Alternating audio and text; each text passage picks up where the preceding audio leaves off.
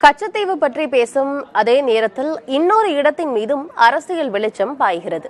அது பற்றி விவரிக்கிறார் செய்தியாளர் பாலவெற்றிவேல். ஆண்டாண்டு காலமாக இந்திய பிராந்தியத்தின் வசம் இருந்த கச்சத்தீவு தாரை வார்க்கப்பட்டது.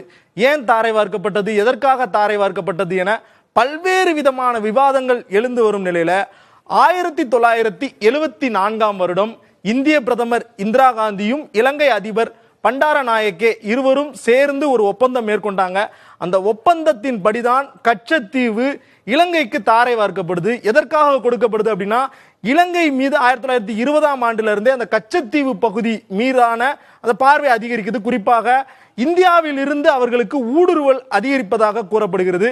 அதை தடுத்து நிறுத்துவதற்காகவும் மீனவர்களுடைய உரிமையை காப்பாற்றுவதற்காகவும் 1974 ஒப்பந்தம் மேற்கொள்ளப்பட்டது. அதன்படி நீர்வழி எல்லை உருவாக்கப்படுது. இந்தியாவிற்கும் இலங்கைக்கும் இடையில மன்னார் வளைகுடா பாக்சலசந்தி பகுதிகளில் அந்த எல்லை உருவாக்கத்திற்கு பிறகு என்ன ஆகுது அப்படின்னா, இந்தியாவின் வசம் இருந்த கச்சத்தீவு இலங்கைக்கு போகுது. ஆனா கச்சத்தீவு கொடுத்துட்டோம், கச்சத்தீவுக்கு மாற்றாக நாம என்ன பெற்றோம்? பங்களாதேஷ் வார் மூலமாக பாகிஸ்தானை தோற்கடிச்சு தனி நாடை பிரித்து கொடுத்த இந்திரா காந்தியால் ஏன் கச்சத்தீவு மேல ஆர்வம் காட்டல, இலங்கைக்கு பயந்தாரா அப்படின்னு நிறைய பேர் கேள்வி எழுப்புறாங்க. உண்மையான விடை என்ன அப்படின்னு பார்க்கலாம். 1974ஆம் ஆண்டு கச்சத்தீவு தொடர்பான ஒப்பந்தம் மேற்கொள்ளப்பட்டது உண்மைதான். ஆனா 2 வருடம் கழித்து 1976 மார்ச் மாதத்தில் மீண்டும் ஒரு ஒப்பந்தம் கையெழுத்தாகிறது. அந்த ஒப்பந்தம் தான் வாட்ச் பேங்க் என கூறப்படுகின்ற ஒப்பந்தம். வாட்ச் பேங்க் அப்படிங்கிற பகுதி எங்க இருக்கு அப்படின்னா, கன்னியாகுமரியிலிருந்து தெற்கே 55 கிலோமீட்டர் தொலைவில் கன்னியாகுமரிக்கும் மாலத்தீவுக்கும் இடையில இந்திய கண்ட திட்டு இருக்கக்கூடிய அந்த பகுதிகளில் தான் வாட்ச் பேங்க் பகுதி இருக்குது. வாட்ச் பேங்க் பகுதியை பொறுத்தவரையும் ஆங்கிலேயர் காலத்தில் அதிக அளவில் இலங்கை மீனவர்கள் பயன்படுத்தக்கூடிய ஒரு பகுதியாக இருக்குது.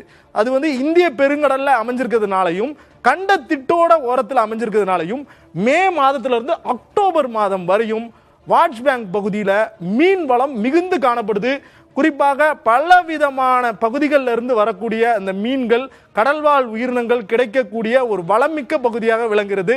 இதைத்தான் 1976ஆம் ஆண்டு இலங்கையிடம் இருந்து தார்மீக ரீதியாக உரிமையாக இந்தியா பெற்றுக்கொண்டது. கச்சத்தீவினுடைய பரப்பு அதிகபட்சமாக 1 சதுர கிலோமீட்டர் 285 ஏக்கர் தான். ஆனா வாட்ச் பேங்க் பகுதியோட பரப்பு 4000 சதுர கிலோமீட்டர். குறிப்பாக இப்போ கன்னியாகுமரி மாவட்டத்திலையும் கேரள மாநிலம் திருவனந்தபுரம் மாவட்டத்தையும் ஒட்டியுள்ள மீனவர்கள் கிட்ட நம்ம கேட்டோம்னா, அவங்க நீங்க எங்க மீன் பிடிப்பீங்க அப்படின்னு சொல்லும்போது அவங்க அந்த வாட்ச் பேங்க் பகுதி தான் சொல்லுவாங்க. அந்த அளவிற்கு அவர்களுடைய மீன் வளத்திற்கும் மீன் ஆதாரத்திற்கும் பொருளாதாரத்தை மேம்படுத்துவதற்கும் ஒரு முக்கியமான ஒரு பகுதியாக வாட்ச் பேங்க் பகுதி விளங்குது. 1976ஆம் ஆண்டு இலங்கையினுடன் மேற்கொள்ளப்பட்ட அந்த ஒப்பந்தத்தின்படிதான் வாட்ச் பேங்க் பகுதி இந்தியாவினுடைய எல்லைக்கு உட்பட்ட பகுதியாக வருது. இப்பயுமே இலங்கை மீனவர்கள் வாட்ச் பேங்க் பகுதியில் மீன் பிடிப்பதற்கான உரிமை கிடையாது. இருந்தாலும் சில குறிப்பிட்ட மீன் படகுகளுக்கு அனுமதி இருக்கிறது. அவர்களும் இந்தியாவினுடைய கண்காணிப்பு படிதான் மீன்களை பிடிக்கிறாங்க. இந்நிலையில தான் கச்சத்தீவுக்கும் வாட்ச் பேங்கும் என்ன வித்தியாசம் அப்படின்னு நம்ம பார்க்கும்போது, கச்சத்தீவில் உள்ள பகுதிகளில் இந்தியர்கள் யாரும் செல்ல முடியாது. வாட்ச் பேங்க் பகுதியில் இலங்கை மீனவர்கள் யாரும் செல்ல முடியாது. இரண்டுமே 2 நாடுகளுக்கு இடையே மேற்கொள்ளப்பட்ட புரிந்துணர்வு ஒப்பந்தம் மூலமாக அது பிரித்து கொடுக்கப்பட்டது. அதற்கு பல காரணங்கள் இருக்குது.